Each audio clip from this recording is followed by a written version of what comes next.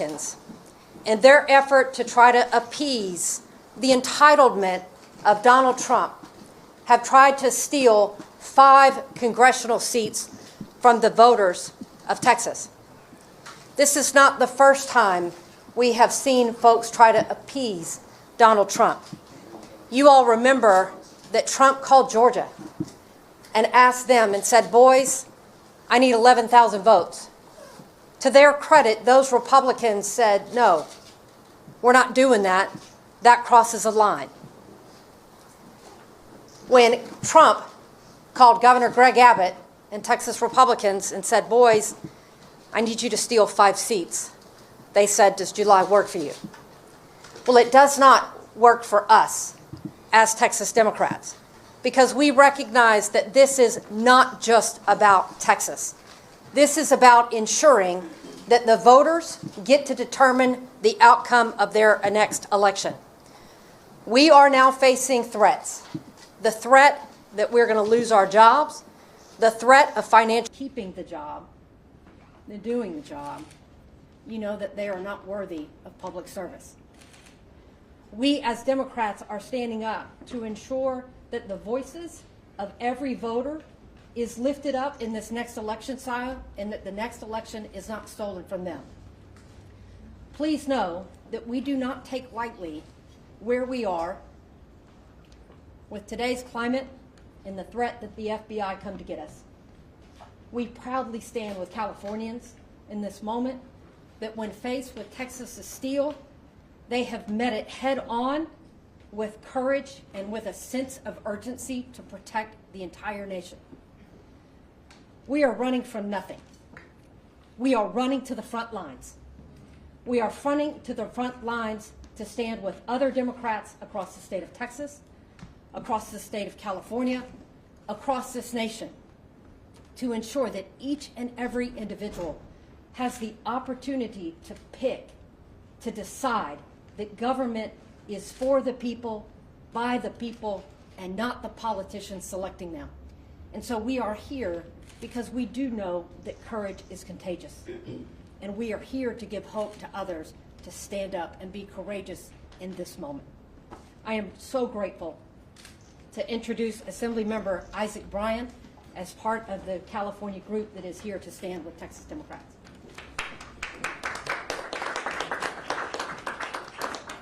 Thank you all for being here. I want to thank Representative Johnson and all of the members of the Texas delegation for their bravery and their courage. They are the example of what it means to be the best of America, the best of Texas. And we have your back here in California. I want to thank Governor Gavin Newsom for stepping into this moment with so much courage and so much strength. It takes a certain type of fortitude to stand up and say very plainly that we have had enough. We've had enough. I want to thank Speaker Robert Rivas for guiding the State Assembly through this moment and many other challenges this year with so much dignity, so much compassion, and so much of the care that is missing out of D.C. And of course, the same is true for Senator Mike McGuire, our pro tem in the Senate. Here in California, we recognize our responsibility to the 1 in 8 Americans who call California home, but we also recognize our responsibility to the country. That is why we pay over $80 billion in federal taxes that we don't get back. It's why we export food to every corner of this nation. It's why we export culture and storytelling. It's why we host students from around the country at the #1 public university in the world, UCLA. Oh.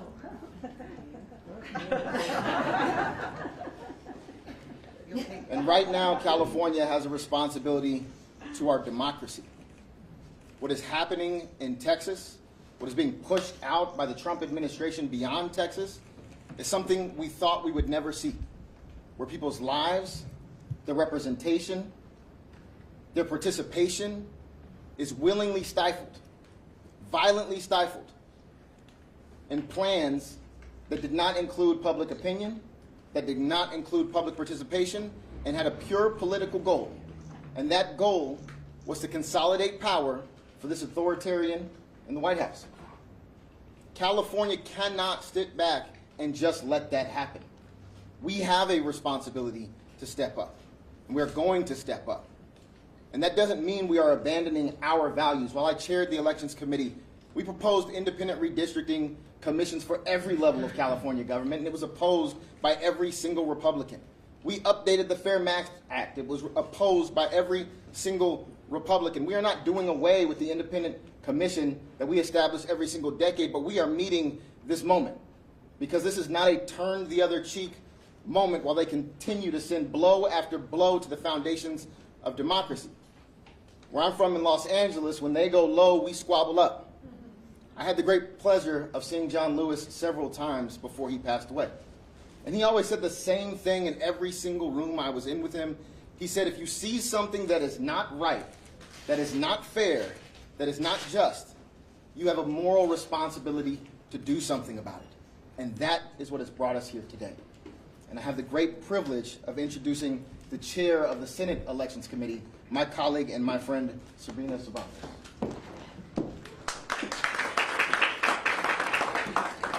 I am honored to chair the Senate Committee on Elections and Constitutional Amendments in this pivotal moment in our history. I applaud the Texas representatives for the courage they are displaying in resisting this Trump Republican power grab. California did not start this fight. We are proud of our Citizens Redistricting Commission. It is a gold standard in our country. But this is an emergency that requires an emergency response. California stands ready to respond. We will not sit idle on the sidelines while our communities are torn apart. This is a path to end the chaos. I would like to call up our Speaker, Speaker Rivas. Well, good afternoon, everybody. And, since the moment that Donald Trump was sworn in as president, he has worked to change our country from a proud democracy to an authoritarian state. The stakes are high. That's why we are here this afternoon. They are that high. He's bullying universities to control what they teach. He's targeting news programs and late-night shows, attempting to control what we watch.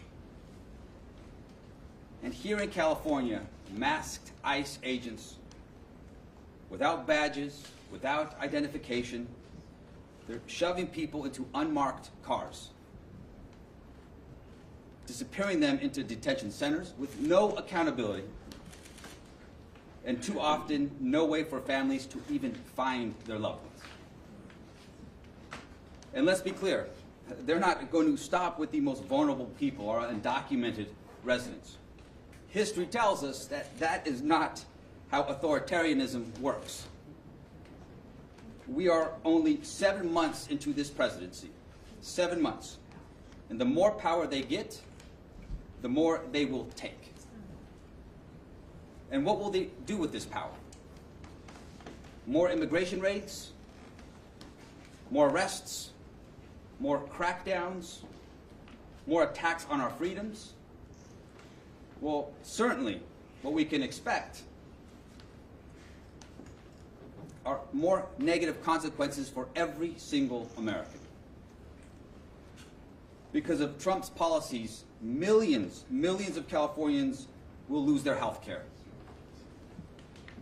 And so we have to stand up now. We have a responsibility here in California to stand up and defend our democracy.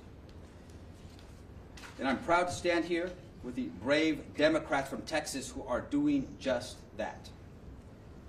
Texas Republicans acting on direct orders from Donald Trump are redrawing congressional lines so that there is no way to dislodge them from power of Congress.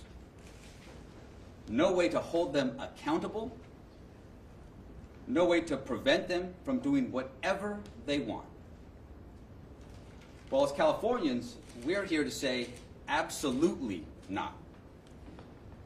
If they're trying to destroy our democracy, you're going to have to come through California. You have to come through California, where we are nearly 40 million strong in this state. We have the 4th largest economy in the world. And we have a proud tradition here in our state of standing up for the people's rights, of standing up for what is always in the best interest of our state and of this country. We will not allow Trump's Republican Party to rig this system and take permanent control of the U.S. House of Representatives. We are prepared, and we will fight fire with fire. And we will do whatever it takes to defend our democracy. California will do whatever it takes to protect the voices, to protect the votes, and to protect the rights of every single American. And now I'd like to introduce and welcome my partner in the State Senate, Pro Tem Mike McGuire.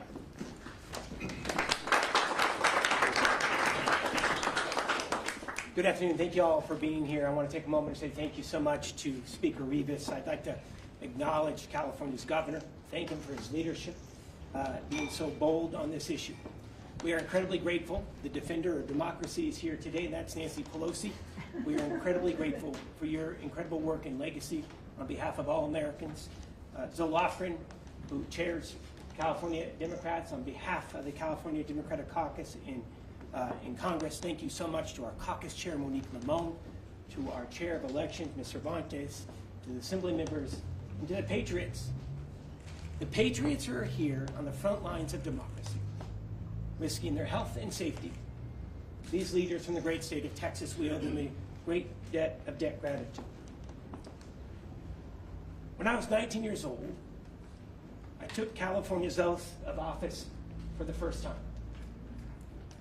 And never in my life has the duty to defend the Constitution of the state of California and the Constitution of the United States of America been more critical than it is here and now. The future of this great nation, the future of our democracy, is hanging by a thread.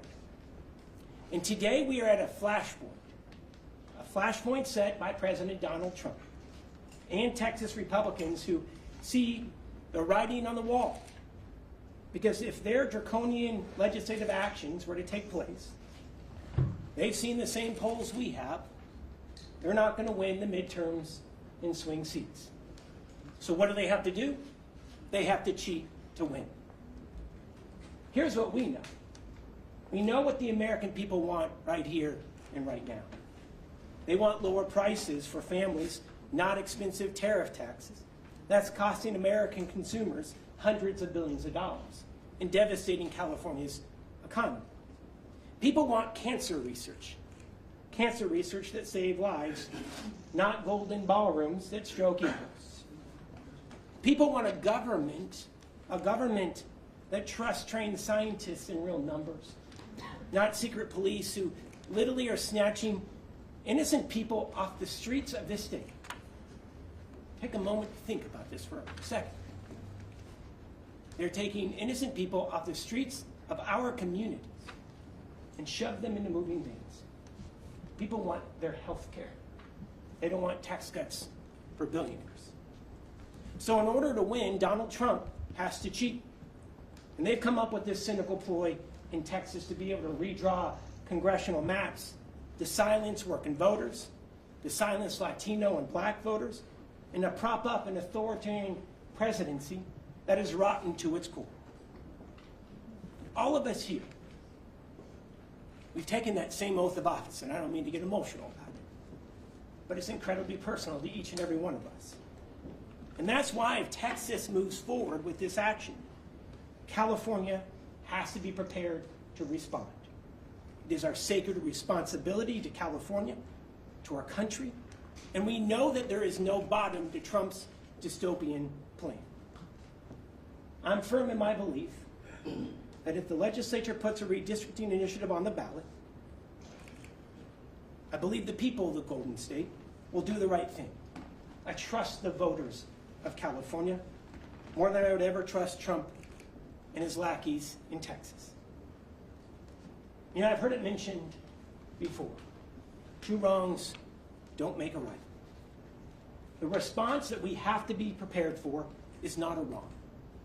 It's not a wrong to stand up for the Constitution of this state and for the Constitution of the United States of America in the face of those who would destroy it for their own personal power and profit. It's not wrong to stand up to the billions in cuts that the president is proposing to health care here in California, to education, to our university system. Letting people vote is the right way to go about it. So is national redistricting that leads to independent maps all across the country, and it's wonderful to see the Republican congressional members in the state starting to see the light that Democrats have had for decades. I want to end it right here with this. We've had the honor to be able to talk with several of our colleagues from Texas who described that they're being tracked by the FBI. Leaders in the state of Texas are being tracked by the FBI. They're facing bomb threats, death threats, and that is after what we saw in Minnesota just 2 months ago. Republicans, Donald Trump, Greg Abbott, Texas Republican leaders, they have the power to stop the threats, to stop all of this. And that's the questions that the media should be asking. Why aren't they stopping this? Republicans in California also have the responsibility to see that their Republican leaders do just that. This isn't a fight. This is not a fight that California picked. But it's also not a fight that we are going to run from. When times are tough, you run towards the wildfire. And that's what we're going to be prepared to do. This country is hanging by a thread, as we know.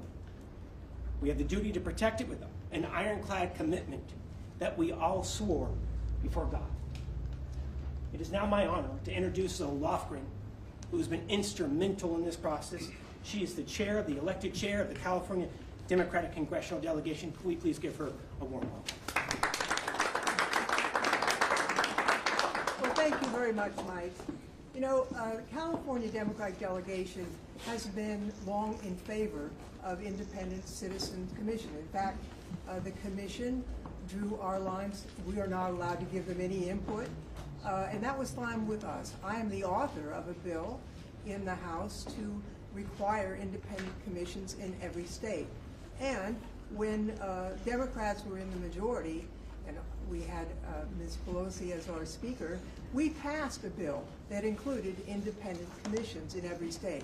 We did not get a single Republican vote for that, and the Republicans blocked it in the U.S. Senate. So we're not here trying to change or rig the system. We're here because Donald Trump and his Republican cohorts are trying to rig the system. They know that what they've done to the American people is deeply unpopular. They know that because of what they've done, stripping health care for more than 17 million Americans, to give tax cuts to billionaires, hurting California by increasing pollution, by stripping education funds, by stripping nutrition programs from the needy. That is very unpopular, and we cannot allow these elections to be rigged without a response. Now, the Democrats in California are happy with all our districts just as they are, but when we saw that Texas was going to create the most segregated map in Texas since the 60s to eliminate all of the minority districts that they could, so that they could create 5 Republican districts, we said, could we create a map that eliminated 5 Republican districts, but that was true to the Voting Rights Act? And we found that we could. And so as we went through the details of the possibilities, I'm happy to report that every single member of the California delegation is willing to support a plan to do that. We cannot stand here. We cannot stand here and just shrug as Trump and the Republicans try and rig the rules so they can avoid responsibility for the damage that they have done to this country. We need a break on them, and we can get it in the midterm elections. I'll tell you, when we were in the majority, we didn't strip health care from Americans. We provided health care with the Affordable Care Act. And the mastermind of that is someone I'd like to introduce next, the most effective speaker in the history of the United States, Nancy Pelosi. Thank you very much, Zoe. I think it's very clear from listening to our presenters so far that the Republicans are acting because they have bankruptcy of ideas. They have no winning ideas to present to the American people, and they cannot defend their actions legitimately. So they're trying to do it and rig it illegitimately. I want to thank our governor for his leadership, his persistence in protecting and defending our Constitution and our democracy. Thank you, Governor Newsom. It's an honor to be here with the Speaker of the Assembly and the President Pro Tem of the Senate of our legislature and hear their clear message about what this means to California, but more importantly, to our country. And I join them in welcoming the courageous members of the Texas delegation who are here. We thank you not only for your courage, but for your patriotism. For your patriotism. I've said to you before, at the beginning of our country, Thomas Paine said, the times have found us. Times found them to form a new country, to write a constitution, and the rest, thank God, they made it amendable. And now the times found Lincoln, then found Lincoln to save that country, the unity of that country. And now the times have found all of us, and especially our Texas delegation, to save our Constitution. I'm from Maryland originally, and I'm very proud that the national anthem was written there. And my favorite line in the anthem is, proof through the night that our flag was still there. We have a responsibility to prove through the night of this Trump administration, the darkness of it all, that our flag is still there with liberty and justice for all. And that is what I'm so proud of the leadership of all of our California delegation in Congress, but also our state legislature as well. Zoe Laughlin has led the way as the leader of our House Democrats from California in the unity that she mentioned about our delegation. And this is something that we're unified on to honor our oath of office to protect and defend the Constitution of the United States. The president has paved over the Rose Garden. He's paved over freedom of speech. He's paved over freedom of education. The list goes on and on. Independent judiciary, rule of law, pave it over. But we will not let, he's gone too far. We will not let him pave over free and fair elections in our country, starting with what he's trying to do in Texas, countering that. So this isn't two wrongs, or as was mentioned, it's not a wrong in what we're doing. This is self-defense for our democracy. They have hit out at our democracy, and we are here to defend it. I thank again our Texans for their leadership, for their courage, most of all for their patriotism. And now I'm very pleased to yield to our distinguished leader in all of this effort, someone who was right out there right from the start, who brings us together, making us so very proud, our Governor, Gavin Newsom.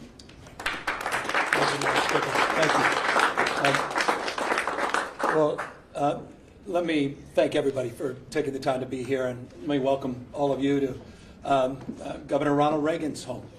Reminded of Governor Reagan's last speech in the Oval Office, where he talked about the life force of new Americans. He talked about Lady Liberty's torch. And here we are, fast forward decades later, appropriately with a portrait of Ronald Reagan looking down on the President of the United States of America, Donald Trump, who's trying to light a torch on democracy. He's trying to roll back the last half century. He wants to put America in reverse on LGBT rights, on voting rights, civil rights, on the rights of women and girls. We're here in that light at this profound and consequential moment. And we're here with 6 courageous leaders that they've been described from the Texas delegation. It is my privilege to have had now 2 delegations visit from Texas. And it's my honor to welcome all of you and to thank you for your courage. Thank you for faith and devotion to the cause that unites all of us across this country, regardless of party. And that are the enduring principles of our founding fathers. You know, we talked about the 249th anniversary of those principles. Next year we'll celebrate the 250th anniversary of those enduring principles, the best of the Roman Republic and Greek democracy, a system of co-equal branches of government. this notion of a system of checks and balances, popular sovereignty, all of that on the line, all of that at risk. And so I'm very sober and mindful of this moment. And as a consequence, we have taken our relationship to this moment very, very seriously. Had it not been for the courage of the Democratic representatives from Texas to stand tall and to stand up, to walk out, as is their right, as old a principle as American pie, the ability for a minority to walk out when it comes to the abuses of a majority. And they did just that to elevate not just their voices as representatives, but to elevate our voices, to call out the consequential nature of what's happening. What's happening in the United States of America is not normal. We cannot allow this to be considered normal. Please don't say it's surprising. When you say something is no longer surprising, you normalize it. This is shocking, what's happened. You heard Representative Johnson say it very powerfully and very clearly. And what more evidence did you need? You saw this take shape after Donald Trump tried to wreck the democracy after January 6th, where he dialed for 12,000 votes in Georgia. By a courageous leadership, regardless of party, that stood up against that tyranny. Now he's dialing up for seats. He called Greg Abbott, who doesn't have the courage, doesn't have the backbone, doesn't have the consciousness of the consequences of his action. And he has rolled over and he said, yes, sir, and they're trying to dial now for new seats for precisely the reason that Speaker Pelosi and others have represented. They will lose in the midterms. He knows it. Why else would he make that phone call? His agenda's failing. This presidency is failing. He knows the headwinds in a midterm. He's dialing for seats. Not only did he dial for 5 seats in Texas, he just sent his vice president, the vice president of the United States, not to console those 137 families whose lives were torn asunder because they lost loved ones to the floods. By the way, 3 members of my community in Marin County, Mark and Sarah and Johnny Walker, 14 years old, died in the flood. Mark, 50 years old. Sarah, same age. Family, friends. We were at their memorial yesterday. Vice President come to console the family members of the lives lost. He went to Indiana, continued to try to rig the election. You have a special election in Texas. You'd think that's all they'd be focused on. 37 kids dying in those floods. But they're focused on this, a power grab. And it's not limited to Texas and Indiana. You've seen what's happening in Florida. You've seen what's happening in Ohio and other states. So we have got to step up. Our state of mind is about accountability, responsibility. Again, taking this moment seriously. What is our relationship to this moment? And we recognize we have agency. We're not bystanders. That we can shape the future. Decisions, not conditions. And so we choose to be held to a higher level of accountability. It wasn't our decision to be here. It's reaction to. We are trying to defend democracy as opposed to see it destroyed district by district. And we will stand firm and we will stand tall. And perhaps the expression today is the expression of unity. That's what we're trying to communicate. You have congressional representatives here, the leader of our congressional delegation. They are unanimous in their support of moving in this direction. You have the Speaker and the Pro Tem, and they strong support of their caucuses. And leaders of critical committees and caucus are here to express support. We are moving forward. Make no mistake. California is moving forward as a state that's larger than 21 state populations combined. We are not a small, isolated state. State larger than 21 populations combined. We tried to play by a higher set of standards and rules with our independent redistricting, and we believe in that. And we are not talking about eliminating that commission. We are talking about emergency measures to respond to what's happening in Texas, and we will nullify what happens in Texas.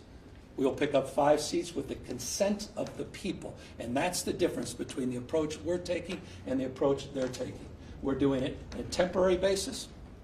We're doing it in a fully transparent way.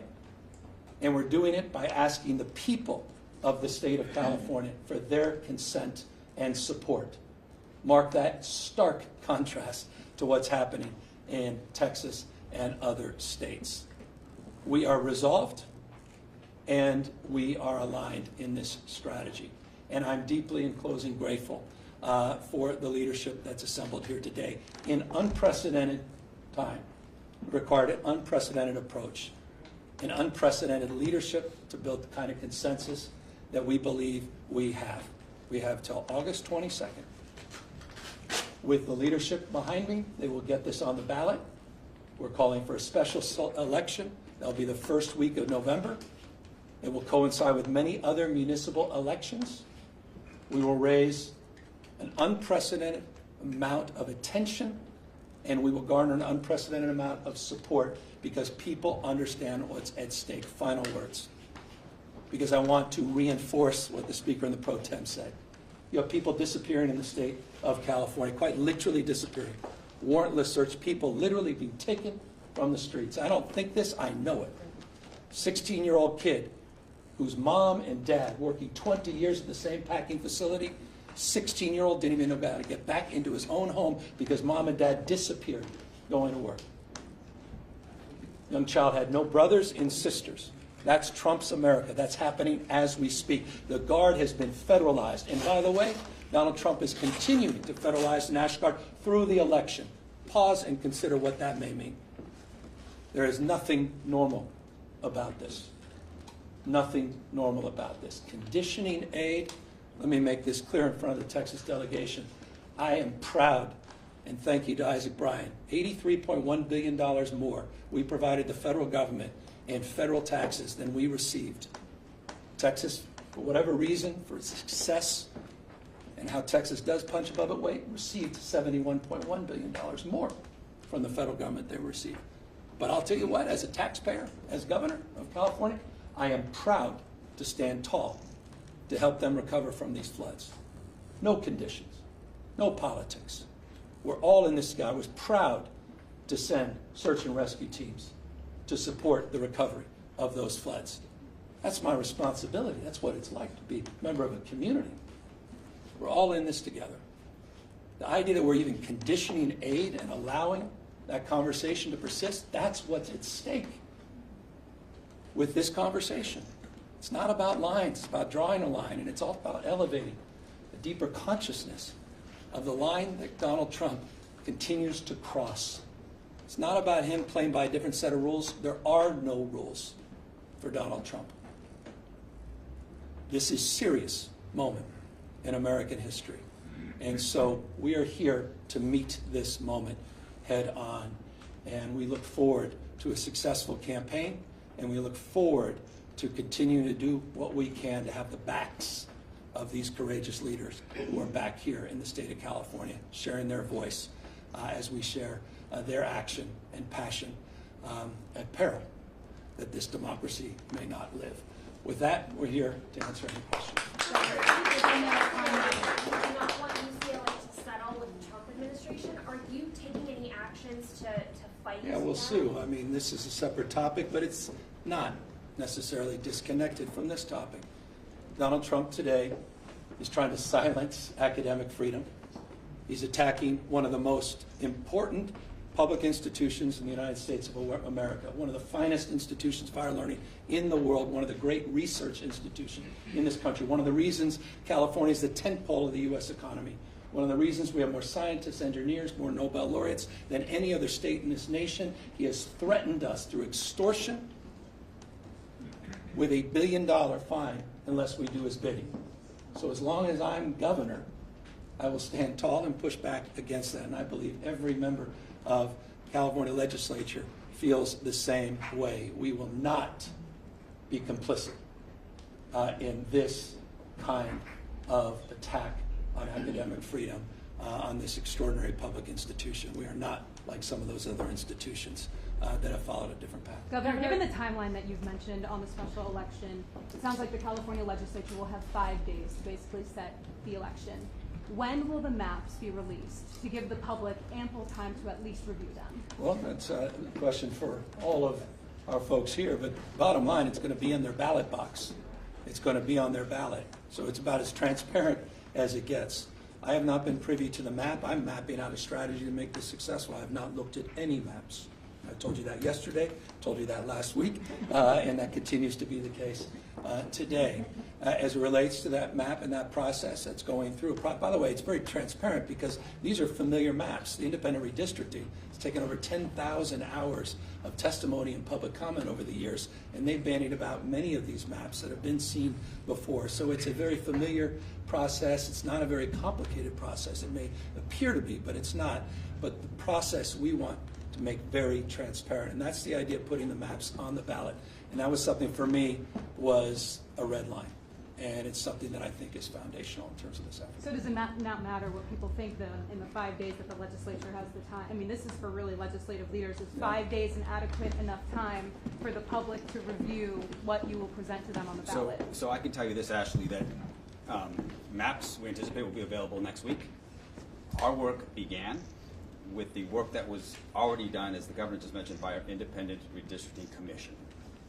Once these maps are released, voters will have the opportunity to digest these maps, review them for weeks and months leading to this election. If there is another state with a more transparent process where voters will get the ultimate say in these new maps, please let me know what it is, or if there's a state doing it, because we are going above and beyond to ensure that, one, we are protecting the Voting Rights Act, and that we are sending the voices of our most vulnerable to Washington, D.C.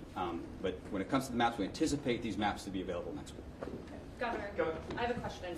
How can you guarantee to Californians this would be a one-time exception of the Independent Redistricting Commission? If you're in a gerrymandering arms race, what makes you confident this is the only time you'll ask them? Well, I'd say we want to do it for the 26, 28, and 30 ballots, just for congressional representatives alone. We want to provide that opportunity to the voters. They'll make that decision, and they'll decide that direction. We want to maintain the framework of the Independent Redistricting Commission, which I've long supported. We believe, as the Lofgren believes, as the author of the legislation that only Democrats signed. I'll repeat that because it needs to be repeated. The Democratic Party is on record supporting national independent redistricting.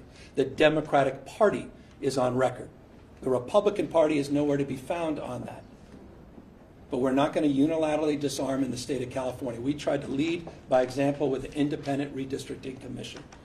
And we are looking at temporary measures.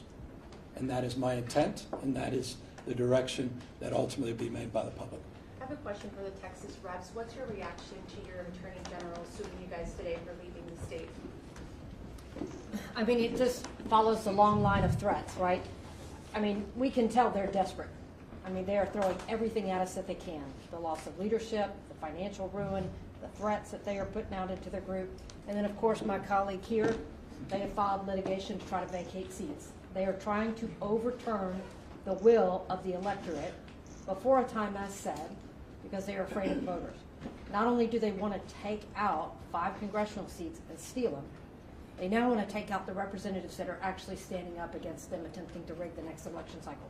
Duly elected representatives out of Texas that have elected us to be here today to break quorum per our Constitution because we know that the majority has gone off the rails.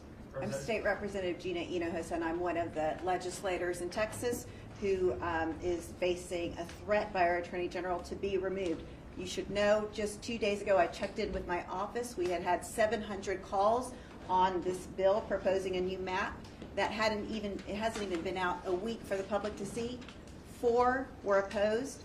The rest were all in support of my breaking quorum. I'm doing exactly what my constituents want, and it is shameful for our governor or for our Attorney General to try to remove a duly elected representative of the people from office, but it is in keeping with what is happening in this grander scheme of these Trump maps to try to rig the 2026 midterms. The response to Governor Abbott saying he'll continue to call special sessions until you return. So that's his decision. the benefit of who you elect for governor, we are breaking and doing everything we can to break this quorum. We have 137 at least. We are missing 2 more individuals out of Central Texas. We have been there for 2 weeks waiting to address that issue. They only put 1 bill up for us to debate in the House, and it was redistricting. We have an arrest warrant for us to go back to Texas for 1 bill only. They don't want us to come back for flooding. They are using those families as a distraction. The governor can write a check right now to try to start the process. And so it's his decision what's valuable to him. Does he want to have us come back and address flooding, to address the issue of school testing, to address human trafficking, to address the infrastructure in our courts? We will gladly show up. So you're going to find out, the people of Texas, who he plays for. Is he going to call us back for you, or is he going to call us back to do Trump's bidding? Are you prepared to stay out of the state through even the filing deadline in December, if that's what it takes to stop a redraw for the 2026 map? So we take this fight one day at a time. We fight to win today, and tomorrow we assess and take it on. Then I'm reminded of a quote by one of our wonderful governors of the past, Ann Richards, and she said, "The here and now is all we have, and if we play it right, it's all we need." And that is what is happening here today. We're about to play it right. Thank you. Question for the governor.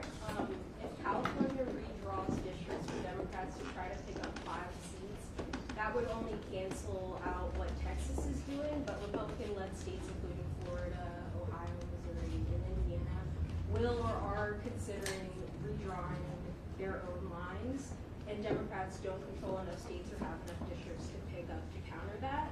So, given that map, why go through with trying to bypass the independent redistricting? Well, these guys are ruthless on the other side, so I concur.